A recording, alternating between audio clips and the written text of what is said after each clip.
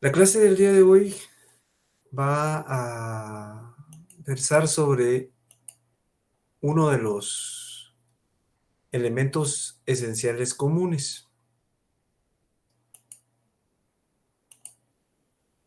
Ya habíamos platicado sobre los elementos del contrato, luego abordamos los elementos esenciales comunes y el día de hoy vamos a platicar un poquito sobre el consentimiento y los vicios que pueden suscitarse dentro de esta figura, lo cual puede provocar problemas dentro del contrato para el nacimiento de una nueva obligación o para la modificación o extinción de la misma. El consentimiento es en sí un elemento esencial común de un contrato. Es decir, todos, absolutamente todos los contratos conllevan consentimiento. Todos. No importa de qué familia sean, qué tipo de contrato, todos tienen que tener consentimiento. El consentimiento es cuando dos voluntades llegan a un acuerdo, llegan a un punto en común para poder crear, modificar o extinguir una obligación. Entonces, el consentimiento, tal como lo traslado aquí, debe llenar ciertos requisitos. Primero que nada, el consentimiento se debe exteriorizar. No hay lugar para un consentimiento que sea subjetivo. Eso o sea, que sea solo para la persona, no, tiene que exteriorizarse, ¿verdad?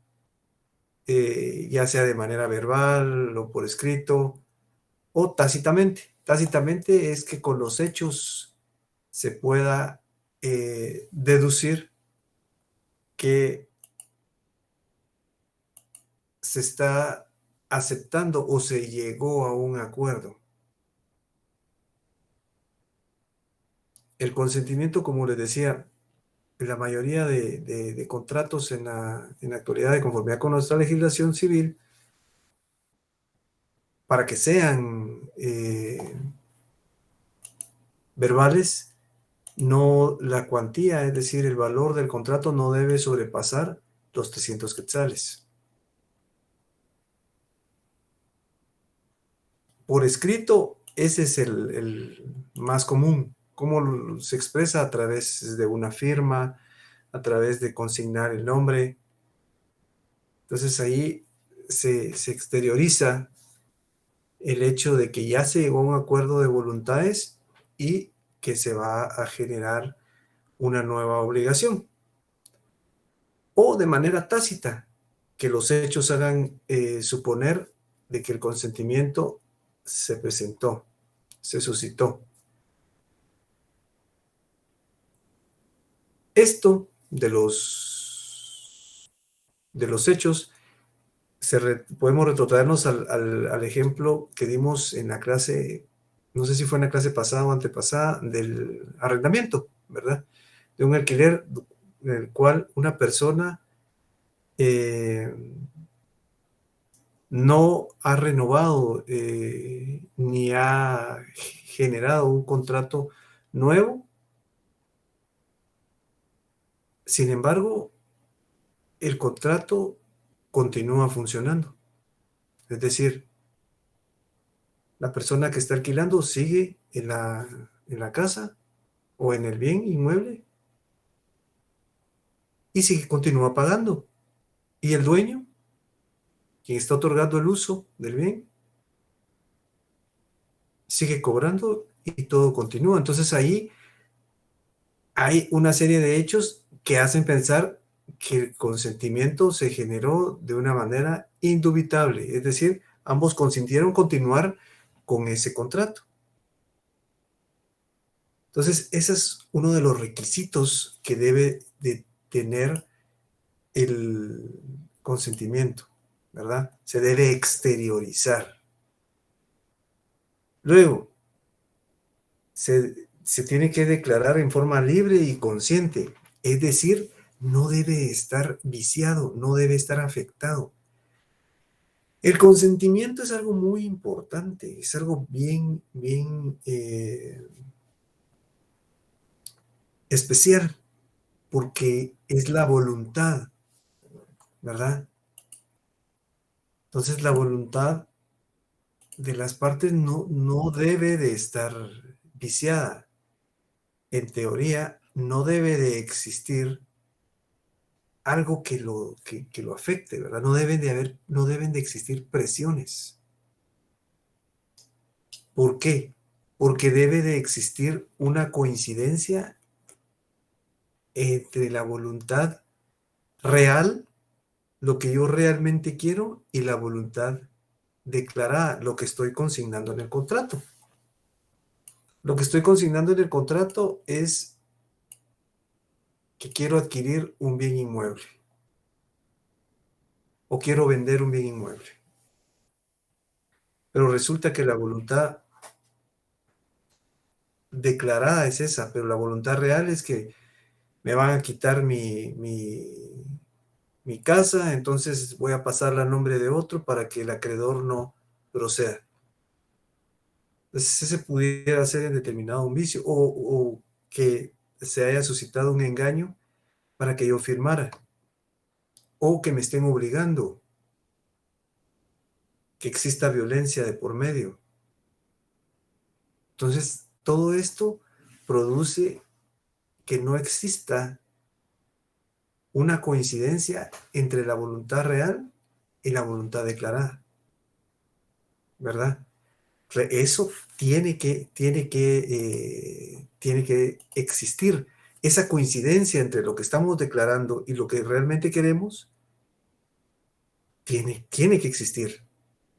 De no existir, de no presentarse, lo que va a suceder es que el contrato en determinado momento puede declararse nulo, ¿verdad? Si algo pasa susceptible a esta situación, es decir, que no hay coincidencia entre la voluntad real y la voluntad declarada, que hay presiones en la voluntad de la persona al momento de consignar o de celebrar el contrato, entonces ahí hay vicios, está viciado, ¿verdad? Está viciada, está viciado el consentimiento. Esa voluntad que llegó a un acuerdo con la otra voluntad se encuentra afectada, ¿verdad? El vicio es, tal como lo consigno aquí, es una anomalía contractual, es decir, genera en determinado momento, afecta esa coordinación de las voluntades, porque hay algo que lo está afectando. Hay vicios del consentimiento. Veamos la siguiente diapositiva.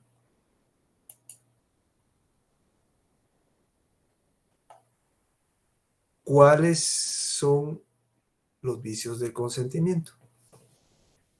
Realmente los vicios del consentimiento son varios. El dolo, la simulación, el error, violencia. El primero de ellos es el dolo. El dolo es cuando existe algún engaño o ardid. Entonces ya en el digesto, que fue una compilación de leyes en Roma antigua, se decía que el dolo es toda astucia, ¿verdad? Maquinación o mentira realmente, ¿va? Para defraudar a otra persona, para engañarla. Entonces, el Código de Napoleón o Código Civil francés establecía que el dolo es causa de nulidad de la convención, es decir, es causa suficiente para declarar nulo un contrato. El tratadista Puig Peña también iba en la misma línea de lo que hemos estado diciendo. Hablaba de que era una maquinación, un artificio para poder arrancar a otra persona su consentimiento. Es decir, obligarla, compañeros, obligar a la persona a que en determinado, a través de un engaño, a que en un determinado momento esta persona, debido al engaño, pues consienta, ¿verdad? Con otra, con la otra voluntad y se genere una obligación viciada, porque en determinado momento el consentimiento que se está obteniendo ahí es un consentimiento con una anomalía. Si precisamente el latín, la voz latina, quiere decir fraude o engaño. Entonces estoy engañando a una persona para que firme un contrato.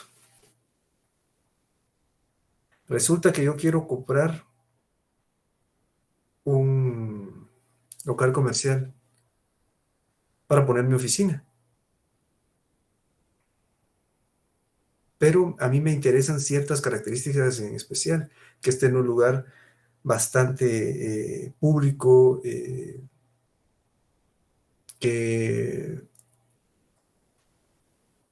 tenga 3 o 4 cuartos,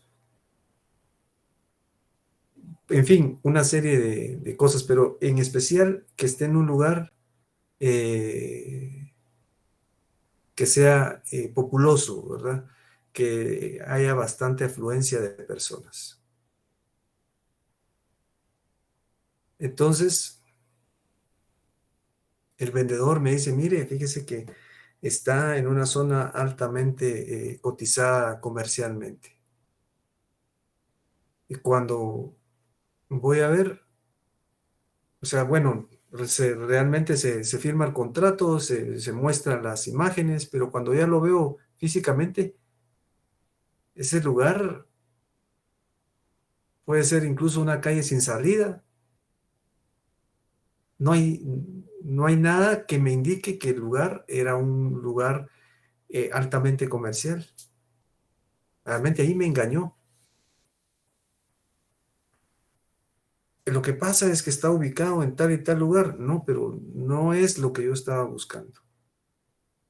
Este es un ejemplo un tanto burdo, compañeros, pero es porque en cierto momento uno tendría que ir a ver el local comercial, pero hay veces que no se puede, por cuestiones de tiempo o alguna cuestión así. Entonces ahí una de las partes, que es el vendedor, me engañó. Me engañó para diciéndome, mire, el local comercial o la oficina que usted busca está en un lugar altamente cotizado comercialmente, cuando no era así.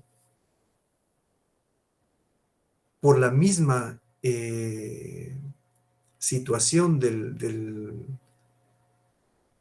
para lo que yo lo quiero, que es para ejercer, para el ejercicio profesional de la abogacía de notariado, a mí no me funciona. Resulta que yo estoy empezando con esto, entonces no funciona. Todavía no está acreditada mi oficina. Por eso era que yo lo quería así. Sin embargo, ya firmé el contrato. Entonces, tal vez se pudiera impugnar en determinado momento, estableciendo que hubo un engaño. Existen dos tipos, perdón, alguien levantó la mano, el compañero Vinicio Tobías. Sí, buenas tardes, Lick. Yo tengo una pregunta. Por ejemplo, si existen estos vicios y se dan, ¿no tendría nulidad, digamos, por decirlo así, absoluta al momento de que cobre, digamos, vida este contrato? Sí, pudiera ser que se declare la nulidad absoluta o la nulidad relativa, pero eso tendría que ser declarado a través de un juzgado. O sea, tendríamos que proponer esa acción ante el juzgado correspondiente para que el juez dictamine y diga sí, el contrato es nulo. Entonces, cuando el dolo afecta totalmente al negocio principal, entonces hay nulidad. Pero, como le digo, debe ser declarada primero por un juzgador. No sé si respondo a su pregunta, Sí, compañero. gracias, Lick. Muy bien. A la orden. Entonces, fíjense, compañeros, que precisamente ese era uno de los puntos, la pregunta del compañero, que yo quería tocar, el hecho de que en determinado momento el contrato puede ser que no nazca la vida jurídica, porque hay un vicio, está viciado, está viciada la voluntad, que es un elemento muy esencial, ¿verdad? Queda viciada la voluntad porque pues como me engañaron o se cometió un error o hubo violencia de por medio. Entonces, todo eso, compañeros, provoca que en determinado momento el contrato no pueda nacer a la vida jurídica. Claro, eso tendrá que declararse lo tendrá que declarar un juez. Yo tendría que acudir con él y decirle y argumentarle y presentarle todas mis pruebas para decirle, mire, fíjese que aquí tengo yo un problema. Eh, yo fui objeto de un engaño y quisiera que el contrato, por favor, se declarara nulo. Y la otra parte también tendrá que presentar sus pruebas para que declaren la nulidad del contrato, porque está viciado, tiene una anomalía. Veamos el dolo inductivo, compañeros. Esta es una clasificación meramente doctrinaria, lo que es el dolo inductivo e incidental. El dolo inductivo, compañeros, es el dolo principal, es decir, también se le denomina dolo principal o causante. Es el engaño que recae sobre las partes esenciales del contrato, ¿verdad? Entonces, yo contraté esa oficina o ese local de la oficina porque para mí era esencial que estuviera en una parte comercial y me engañaron. Entonces era la parte esencial del contrato. Y el dolo incidental es el que cae sobre las partes accesorias. Aquí les ponía yo un ejemplo un poquito más sencillo en relación a una casa con patio. Yo necesito una casa con patio realmente solo por una cuestión recreativa. Y cuando voy, resulta que la casa no tiene patio, pero como es una cuestión recreativa, realmente no me afecta tanto. Pero el otro sí, porque es parte del negocio, ¿verdad? El negocio jurídico se ve afectado, porque yo lo que quiero es un lugar altamente comercial para darme a conocer. Entonces, esa es una situación en la cual hay un engaño a todas luces y tendría yo que declararlo nulo, ¿verdad? O sea, perdón, acudir a un juzgado para que lo declare nulo, pero yo tendría que establecer eso. Entonces, aquí tenemos esa división doctrinaria, el dolo inductivo y el dolo incidental. El dolo inductivo es el que ataca las circunstancias esenciales del contrato. Y el incidental es el que ataca, pero las partes accesorias del negocio, o sea, las partes secundarias. Veamos el artículo 1262, por favor, compañeros, de nuestro Código Civil. Dice, artículo 1262, el dolo de una de las partes y el dolo que proviene de un tercero, sabiendo aquella, produce la nulidad si ha sido la causa determinante del negocio jurídico. Eso es cuando se refiere al dolo inductivo, pero no lo denomina de esta manera nuestra ley. Nuestra ley lo denomina de esta otra forma. Entonces, reconoce el dolo positivo. Esto tiene que ver con la clasificación de las obligaciones. La clasificación de las obligaciones que en determinado momento se platicó en el semestre pasado. Habían obligaciones negativas, obligaciones positivas, obligaciones de dar y obligaciones de no dar. Entonces, el dolo positivo es cuando el engaño se plantea en una conducta positiva o de hacer algo. Yo, por ejemplo, tengo que entregar una cierta cantidad de dinero porque me prestaron dinero. Entonces eso es una conducta positiva, tengo que dar algo. O tengo que pintar una casa. Entonces ni me van a pagar por eso. Entonces esa sería una actitud de hacer algo. Pero resulta que en esa celebración de ese negocio jurídico hubo un engaño. Para que yo me comprometiera a pagar cierta cantidad de dinero o me comprometiera a pintar algo, pues a realizar alguna actividad, teniendo en consideración el ejemplo que les planteé. Entonces, a eso se le denomina dolo positivo. Eso está derivado de las obligaciones positivas, ¿verdad? La obligación de hacer algo o de dar algo. Luego tenemos el dolo negativo.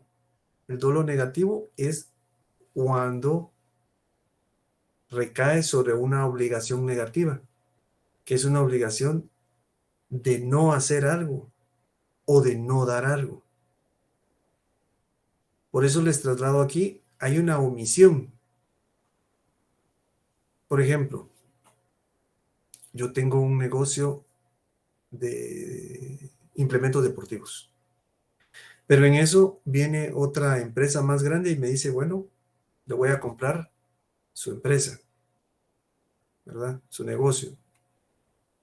Entonces, una de las obligaciones es que usted no ponga a 1 kilómetro a la redonda otro negocio de venta de artículos deportivos por el espacio de 1 año. Entonces esa es una obligación negativa, es una omisión, yo no tengo que hacer algo. Pues puede ser que ahí haya existido un engaño por parte de una de las personas que está compareciendo dentro del contrato. Y yo afectaron mi consentimiento. Puede ser que me hayan dicho, fíjese que lo que pasa es que se necesita cierto tiempo para que el negocio florezca nuevamente. Por eso no queremos competencia. Tenemos un estudio donde dice que de 1 año tiene que pasar y resulta que el estudio no era por 1 año, sino por 3 meses. Que en 3 meses era suficiente para que ya pudiera existir otro negocio cerca.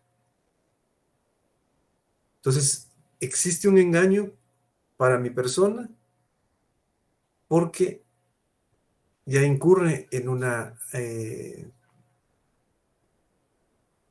actitud de no hacer. Y yo ya estoy dentro del asunto. Veamos el artículo 1263, por favor, compañeros, del Código Civil. Dice el artículo 1263. La omisión dolosa produce los mismos efectos que la acción dolosa. Es decir, si hago algo bajo un ardid o un engaño, es lo mismo que yo hiciera algo, no hiciera algo bajo un engaño. O sea, el hecho de hacer o no hacer bajo un engaño, bajo el dolo, producen los mismos efectos. Luego tenemos el dolo simple y el dolo doble. Esto es un poquito más, tal vez en algún momento se presenta más, o bueno, es más usual. Al igual que el dolo positivo es más usual que el dolo negativo, pero igual se produce. El dolo simple es cuando el engaño es solo de una de las partes, ¿verdad? Una de las partes está engañando a la otra. Una de las partes engaña a la otra persona para que obtener, como dije, como trasladamos al inicio, para arrancar el consentimiento de la otra persona. Pero lo llamativo del asunto es el dolo doble. El dolo doble es cuando el engaño es de parte de los dos contratantes. Ambos se engañan. Entonces, o tratan de engañarse, ¿no? Entonces aquí, al contrario de lo que habíamos comentado con la pregunta del compañero hace unos minutos, aquí no hay, o sea, no hay nulidad, si no se tiene como válido. Ambos se trataron de engañar o ambos se engañaron, no hay nulidad. Se tiene por válido el contrato. Sí, que mires que me engañó, pero él también me engañó y aquí están las pruebas. Bueno, el contrato es válido. Eso sí, nuestra ley reconoce solo el dolo simple, ¿verdad? Cuando una de las partes engaña a la otra y afecta esa actitud de dar, de no dar, de hacer o no hacer. Una de las cuestiones esenciales dentro de esta figura es que el dolo no se presume. Es decir, yo sé que me están engañando, me entero y veo que afectaron mi consentimiento. Pero eso lo presumo yo de los hechos. Entonces, hay que probarlo. Lo presumo de los hechos y lo tengo que probar ante un órgano jurisdiccional, ante un juzgado. Por eso no se presume nunca. No se tiene que decir, bueno, sí, mire, como yo considero que es un engaño o un ardid, entonces el contrato es nulo. No. Tiene que declararse por un juez. Entonces no lo puedo presumir, tengo que probarlo. Entonces nunca se prueba o se presume el dolo, perdón. Nunca se presume. No es una presunción. Veamos ahora el artículo 1312. Por favor, compañeros. Artículo 1312. Dice, esto es en relación a la nulidad, es decir, cuando ya no nace a la vida jurídica porque se comprueba lo del dolo. Artículo 1312. El derecho de pedir la nulidad relativa dura 2 años contados desde el día en que se contrajo la obligación, salvo los casos en que la ley fije término distinto. Entonces, en este caso son 2 años para que prescriba la acción. de nulidad. Todo esto es interesante, compañeros, porque son cosas que se presentan en la práctica.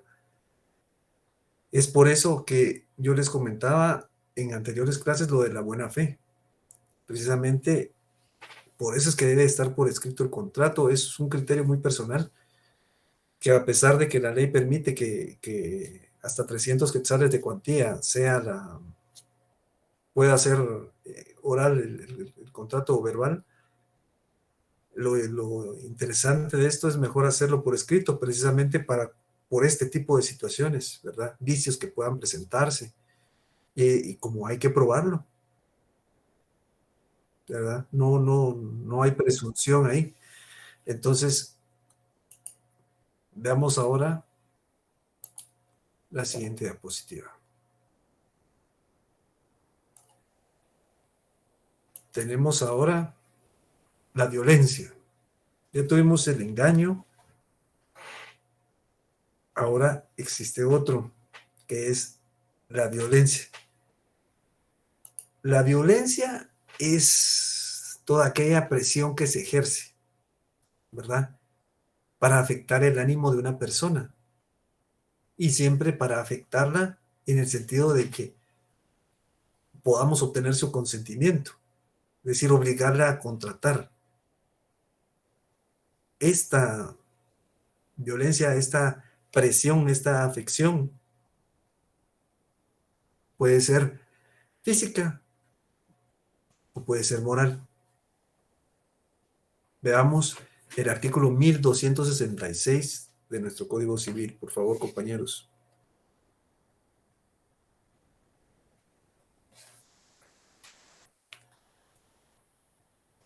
Para calificar la violencia o intimidación, debe atenderse a la edad, al sexo, la condición de la persona y demás circunstancias que puedan influir sobre su gravedad. La conceptualización de lo que es la violencia está en el artículo 1265. Dice, la violencia o intimidación debe ser de tal naturaleza que cause impresión profunda en el ánimo de una persona razonable y le inspiren el temor de exponer su persona o su honra o la de su cónyuge o conviviente de hecho, ascendientes, descendientes o hermanos a un mal grave o a la pérdida considerable de sus bienes. Entonces, de esta conceptualización obtenemos tres requisitos. Primero, que la violencia cause una impresión profunda en el ánimo de la persona. Es decir, me están amenazando, me están diciendo, mire, si usted no se va o no contrata esta casa o no la vende, lo vamos a golpear. Lo vamos a golpear hasta quitarle la vida o alguna cosa así. O que me amenacen. De aquí mismo, de este artículo de 1265, podemos obtener varios requisitos. El primero que les decía, ¿verdad? Que la violencia cause una impresión profunda en el ánimo de la persona.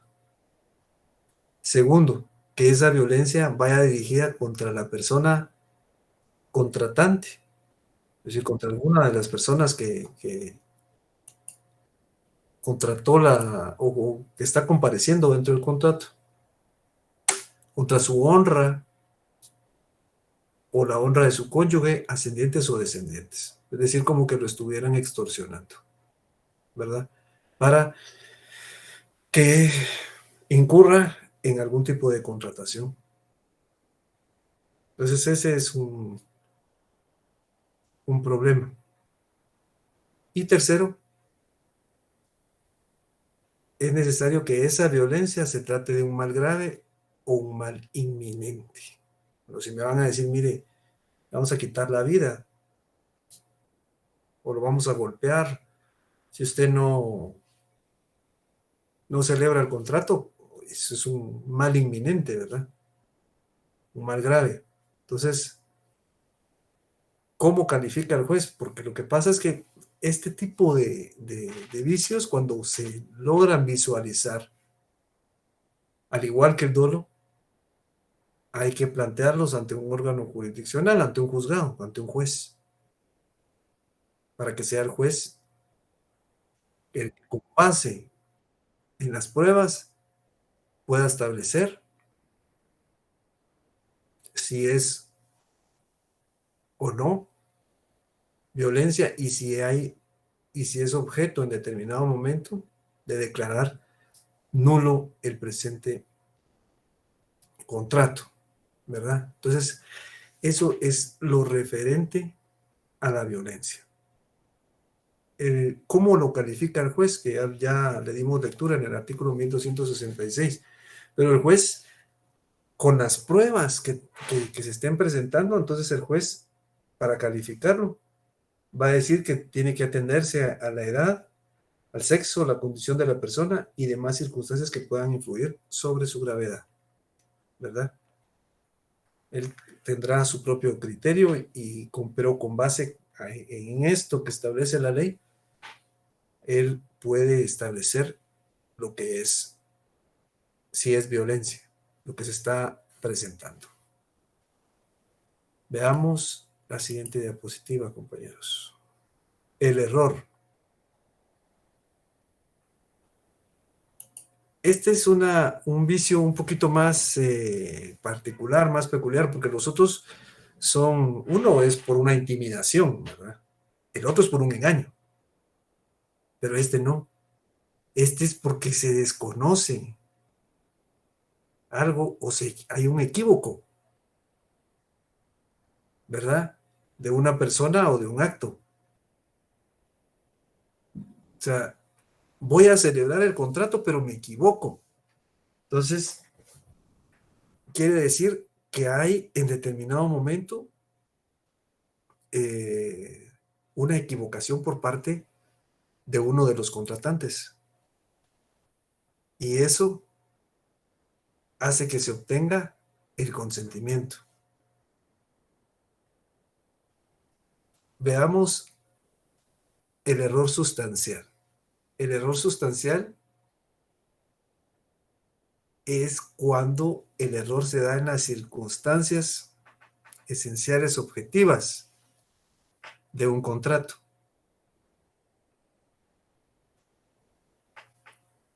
El ejemplo que yo les ponía aquí es, fíjese que yo le estoy vendiendo la casa, pero yo me equivoqué y pensé que me la estaba dando en arrendamiento y firmé el contrato.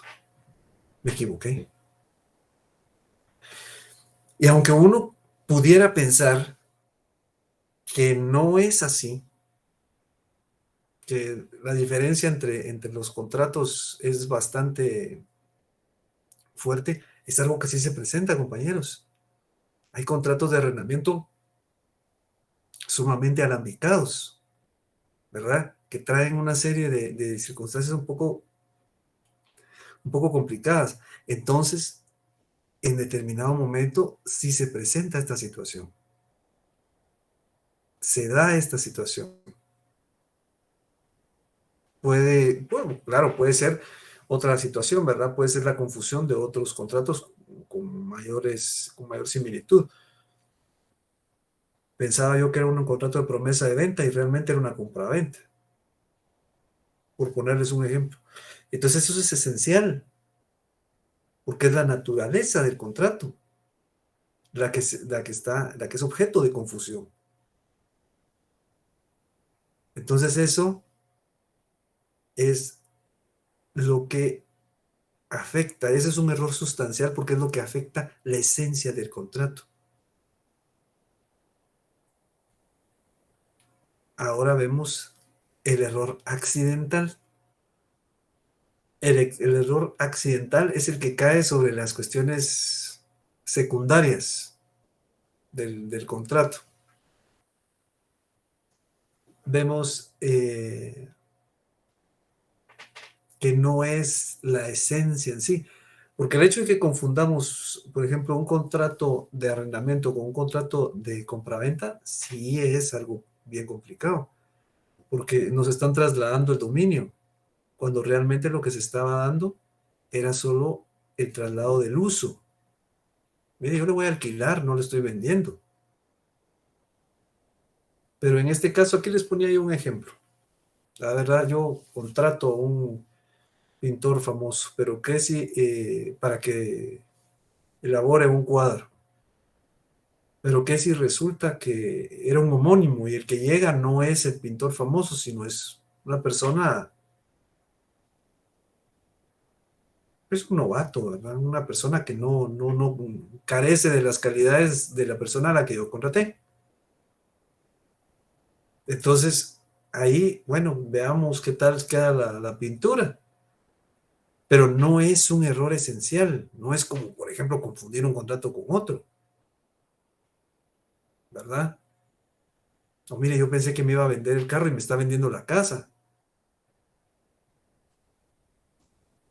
O estoy confundiendo un contrato de comodato con un contrato de mutuo, un préstamo. Entonces, son cosas más esenciales, son cosas más básicas en relación al contrato. El error accidental, yo en algún momento quiero comprar una casa, resulta que veo la casa y me equivoco y no está a la mitad de la calle como yo quería, sino está al principio. Eso más pudiera ser un error accidental, ¿verdad? Porque no afecta la esencia. En este caso no es como cuando yo estaba buscando un local en una alta zona comercial, sino simplemente tal vez es la ubicación, entonces, y no tengo un afán comercial en este sentido. Veamos el artículo 1257, por favor, compañeros, de nuestro Código Civil. Dice, es anulable el negocio jurídico cuando la declaración de voluntad emane de error, de dolo, de simulación o de violencia. La nulidad no puede pedirle o demandarle a la parte que hubiere causado el vicio. O sea, quien causó el vicio, quien engañó, quien provocó o quien generó la violencia, no puede solicitar esta nulidad. El artículo 1258 dice, el error es causa de nulidad cuando recae sobre la sustancia de la cosa que le sirve de objeto o sobre cualquier circunstancia que fuere la causa principal de la declaración de voluntad. Ese es el error sustancial. Y el artículo 1259, el error sobre la persona solo invalidará el negocio jurídico cuando la consideración a ella hubiera sido el motivo principal del mismo. El artículo 1260 también habla sobre el error de cuenta, solo dará lugar a su corrección. Entonces aquí es una equivocación, compañeros. Muchas veces puede ser por impericia o alguien está provocando el error, que nos equivoquemos. Entonces por eso también se le considera en determinado momento un vicio del consentimiento, porque se afecta esa voluntad, ¿verdad? La voluntad en un contrato es, dentro de los elementos esenciales comunes, algo bien, bien especial, porque depende de mi voluntad querer contratar o no. Y si quiero contratar, pero en determinado momento alguien quiere defraudarme, ya a través de un dolo, a través de la violencia, a través del error, la simulación, eso lo veremos ya dentro de un par de clases, pero esto es motivo suficiente para que en un momento dado pueda plantearse la nulidad del negocio jurídico, del contrato. ¿Tienen alguna duda, compañeros? ¿Alguna inquietud? ¿Alguna observación? No le. No, Muchas gracias, compañeros. A ver, la compañera Scarlett Saraí Paz. sí, buenas tardes, licenciado. Yo no era tanto una duda, sino más como, bueno, tal vez sí como una duda. Y era que yo conocí de un caso donde una señora iba a firmar un contrato sobre donde ella hizo un préstamo, pero a cambio de ese préstamo para devolver, para acreditar de que ella iba a hacer el pago, quería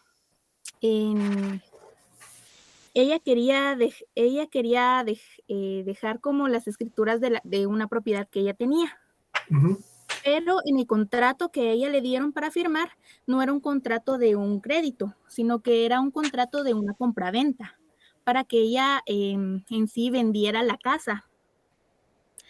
La verdad no tengo entendido cómo quedó al final, pero sí sé que la señora habló con el señor y todo y terminó firmando el contrato de compraventa, aunque ella en realidad no quería vender la casa, sino que ella había hecho un préstamo y el prestamista solo le dijo que no le iban a quitar la casa, pero no quedó escrito en el contrato. Únicamente quedó como de buena fe, por decirlo así. En ese tipo, como qué error sería o qué tipo Mire, de... pudiera en determinado momento tomarse como un error, argumentarse, pero ese tipo de práctica es muy usual con los usureros. Ellos hacen eso para en determinado momento evitar los procesos de ejecución. Los procesos de ejecución son aquellos en los cuales hay una acción que debe de ejecutarse. Te pongo un ejemplo. Resulta que yo solicité un préstamo, hipotequé mi casa, entonces no pagué, pues viene el banco e inicia un procedimiento para que me desalojen, para que al final se emita una escritura en la cual se está trasladando la propiedad a nombre del banco. Pero ellos se ahorran todo eso y le dicen, bueno, fírmeme, le voy a dar un préstamo ahorita, en este momento, pero me firma una escritura de compraventa. Entonces ya la casa de una vez pasa a mi nombre. Si usted me paga, yo le devuelvo la casa. Firmamos otra escritura. Entonces realmente es una forma muy anómala y es complicada. Pero ahí pudieran concurrir cualquiera de estos vicios. Incluso se puede tomar como un dolo en determinado momento, se le está engañando. Pero generalmente ellos no lo toman así. Entonces es una práctica muy común, pero con los usureros. Pues no sé si respondo su pregunta, compañera. Sí, licenciado, muchas gracias. A la orden. A ver, compañero Vinicio Tobías. Sí, como en ese caso que es real, ¿no podría también tener una como tentativa de hacer un tipo de estafa? Si nos vamos a la vía penal, pudiera ser que sí, ¿verdad? Pero, como le digo, esto lo utilizan mucho la gente usurera para ahorrarse, economizarse. Claro, eso a todas luces es algo que no es